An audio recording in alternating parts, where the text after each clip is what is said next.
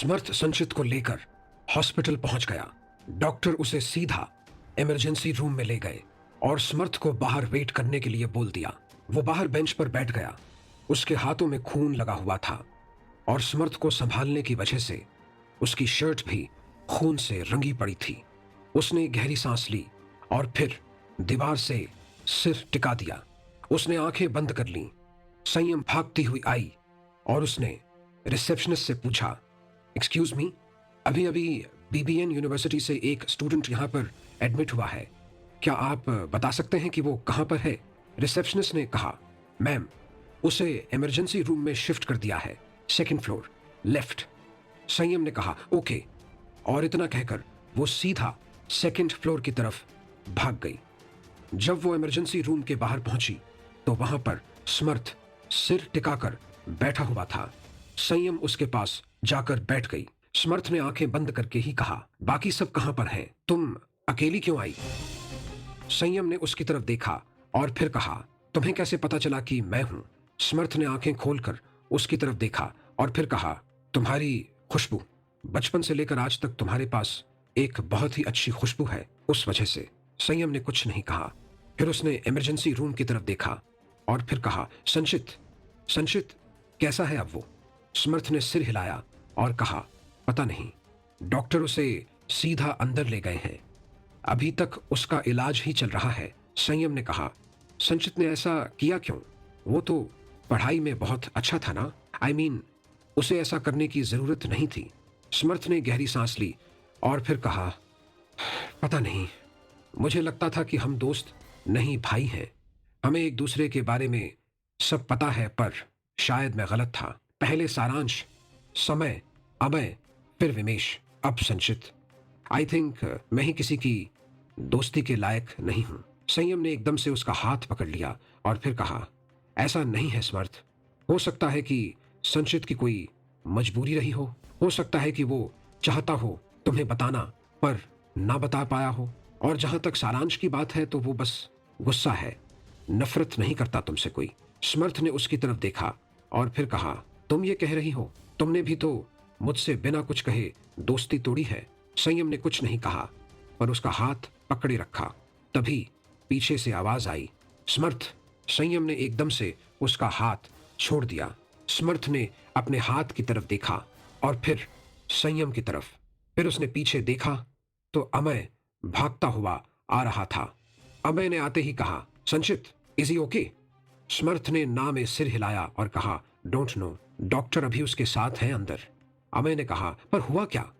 स्मर्थ ने कहा, हम लोग, मैं और सारांश, डॉर्मेट्री से सीधा लैब की तरफ आ रहे थे।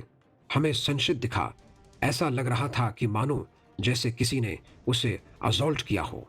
अमय ने एकदम से कहा, ओया, कहीं ओया ने तो, उसने मुझसे पूछा था कि संचित कहां पर है। वो उस वक्त बहुत गुस्से में थी। स्मर्थ ने सिर हिलाया और कहा, नहीं, ओया उन लोगों के पीछे गई है जिन लोगों ने संचित को असॉल्ट किया है। संयम और अमय ने एकदम से कहा, व्हाट? संयम ने हैरानी से पूछा, ओया उनके पीछे गई है? स्मर्थ ने कहा, डोंट वरी, सारांश उसके पीछे गया है उसे रोकने के लिए। ही विल स्टॉप हर। अमय ने सिर पर हाथ रख लिया। समन्वय, निक, समय और किंशित भी उसी तरफ आ गए। उन्होंने भी आते ही संचित के बारे में पूछा। स्मर्थ ने उन्हें बता दिया। समन्वय ने कहा, पर उन लोगों ने संचित को पीटा क्यों? स्मर्थ ने कहा, वो उसका फोन ले गए, शायद उस फोन में ही वो प्रूफ था। किंशित ने कहा, तो क्या डीन ने किया ये सब? सबने एक दूसरे की तरफ देखा। समय ने कहा, कह नहीं सकते, हो सकता है और नहीं भी।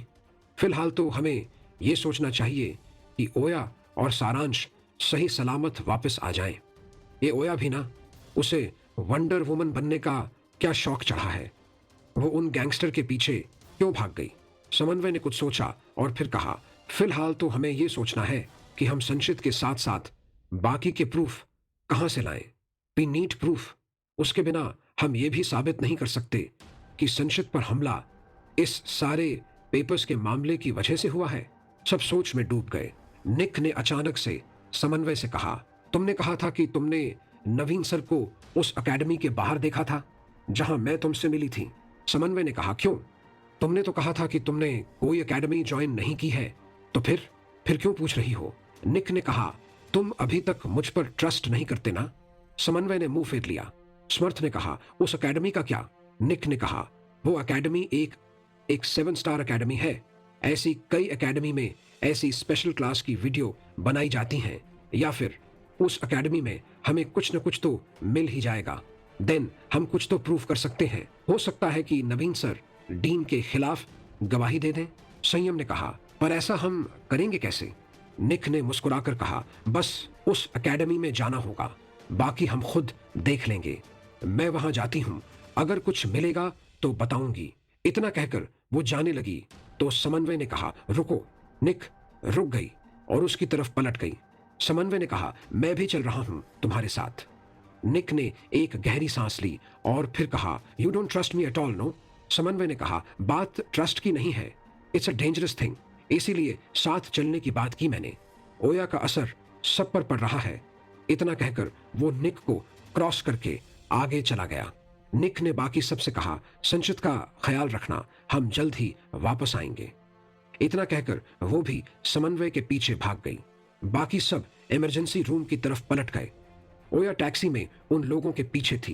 कार बिल्कुल आगे थी और फिलहाल हाईवे पर तेजी से आगे बढ़ रही थी। ओया उस कार को देख रही थी। उसने ड्राइवर से कहा, सर जरा जल्दी चलाओ, वो लोग निकल जाएंगे। ड्राइवर ने कहा, मैडम वो लोग हैं कौन? ओया ने उसकी तरफ देखा और फिर कहा, वो लोग चोर हैं और मैं पुलिस। अब गाड़ी भगाओ और पकड़ो उनको। ड्राइवर ने उसकी तरफ देखा और फिर एक्सीलेटर पर और ज्यादा प्रेशर दे दिया। उसकी टैक्सी के पीछे सारांश दूसरी टैक्सी में था। वो ओया का पीछा कर रहा था। सारांश लगातार उसे फोन कर रहा था, पर ओया ने एक बार भी उसका फोन नहीं उठाया था। सारांश ने चिढ़कर कहा, ये लड़की फोन क्यों नहीं उठा रही है? Pick up your phone you little brat. Driver ने मुस्कुराकर कहा, नहीं उठाएगी साहब, लड़कियां होती ही ऐसी हैं, एक बार किसी बात को लेकर बैठ जाएं तो आसानी से भूलती नहीं है। सारांश ने हैरानी से कहा, हाँ क्या कह रहे हैं आप? ड्राइवर ने कहा, मैं सही कह रहा हूं साहब, वो एकदम गुस्से में गई है ना, अब वो आपका फोन नहीं उठाएगी। वैसे आपने ऐसा किया क्या जो मैडम इतने गुस्से में है? किसी दूसरी लड़की का चक्कर था क्या? सारांश को अब समझ आया कि ड्राइवर क्या कह रहा था। उसने एकदम से कहा, जैसा आप समझ रहे हैं वैसा कुछ। ड्राइवर ने एकदम से कहा, अरे सर हमसे क्या छुपाना, हमारी भी लव मैरिज है, पर शादी से पहले हम भी ऐसे ही लड़ते थे, वो भी ऐसे ही रूठ कर जाती थी और मैं भी उसे रोकने के लिए उसके पीछे ऐसे ही भागता था। पर सर एक सलाह दूं? सारांश ने सिर हिलाते हुए कहा, दे ही डालिए अब तो। ड्राइवर ने कहा, मैडम को मिलते ही सॉरी और आई लव यू बोलकर गले से लगा लीजिएगा, देखना झट से मान जाएंगी। लड़कियों को क्या चाहिए होता है सर? जरा सा प्यार, केयर और इज्जत। समझ रहे हैं ना आप मैं क्या कह रहा हूं? सारांश ने कहा, बिल्कुल बिल्कुल सर, पर अगर वो टैक्सी निकल गई तो उसे कुछ भी नहीं बोल पाऊंगा, इसीलिए प्लीज जल्दी करिए। ड्राइवर ने कहा, जी सर, और इतना कहकर उसने कार की स्पीड डबल कर दी। संचित को पीटने वाले आदमियों ने कार को हाईवे से हटाकर एक कंस्ट्रक्शन साइट पर जाने वाली सड़क पर मोड़ दिया। ओया की टैक्सी भी उसी सड़क पर मुड़ गई। थोड़ी देर बाद सारांश की टैक्सी उसी रास्ते में हो गई। थोड़ी देर बाद उन आदमियों ने एक गैरेज जैसे के सामने कार रोक दी। सारे आदमी एक एक करके बाहर आ गए। उनके बॉस ने बाहर निकलकर कहा, डीन को फोन कर दिया था ना तुम लोगों ने? एक आदमी ने कहा, जी बॉस, वो आता ही होगा। बॉस ने कहा, ओके, और इतना कहकर वो अंदर चला गया। बाकी के आदमी भी उसके पीछे चले गए। ओया कुछ दूरी पर टैक्सी में सारा नजारा देख रही थी। उसने एक गहरी सांस ली और फिर बाहर निकलने लगी। तभी ड्राइवर ने एकदम से पीछे पलटकर कहा, मैडम। ओया ने उसकी तरफ देखा। ड्राइवर ने कहा, मुझे भारतीय पुलिस पर गर्व है, और इतना कहकर उसने एक जोरदार सैल्यूट मार दिया। ओया ने सिर हिला दिया। ड्राइवर ने कहा, मैं अपनी बेटी को बिल्कुल आप जैसा बनाऊंगा, बहादुर एकदम। ओया मुस्कुरा दी। वो बाहर निकल गई। उसने गैरेज की तरफ देखा और फिर कहा, okay let's have some fun. इतना कहकर वो आगे बढ़ गई। ड्राइवर ने उसे जाते देखा और फिर कहा, वाह लड़की हो तो ऐसी, और इतना कहकर उसने अपनी टैक्सी आगे बढ़ा दी। उस टैक्सी के आगे बढ़ते ही सारांश की टैक्सी वहां पर आके रुकी। सारांश ने ओया को जाते देखा। उसने कहा, आइश, दिस लिटिल ब्रैट। और इतना कहकर उसने पैसे निकालकर ड्राइवर को दिए और फिर कहा, कीप द चेंज सर। इतना कहकर उसने दरवाजा खोला और बाहर जाने लगा। तभी ड्राइवर ने कार की खिड़की से सिर निकालकर कहा, सर। सारांश ने पीछे मुड़कर देखा। ड्राइवर ने कहा, भूलिएगा मत, sorry and I love you, okay. सारांश ने सिर झुका दिया और फिर तेजी से ओया के पीछे बढ़ गया। ओया चुपचाप सधे कदमों से आगे बढ़ रही थी। उसने गैरेज के अंदर झांक कर देखा, फिर उसने हल्के से दरवाजा खोला और अंदर चली गई। सारांश ने यह सब देखा और फिर फोन निकालकर समर्थ को फोन किया। जैसे ही फोन पिक हुआ, सारांश ने कहा, कुछ भी बताने का वक्त नहीं है, मैं लोकेशन सेंड कर रहा हूं। पुलिस को लेकर जितना जल्दी हो सकता है यहां पर पहुंच। सिचुएशन आउट ऑफ कंट्रोल है। इतना कहकर उसने फोन काट दिया। उसने एक गहरी सांस ली और फिर कहा, यह लड़की ये सच में इस दुनिया की नहीं है। हश ओया, who the hell are you, जो तुम्हें किसी भी चीज से डर नहीं लगता।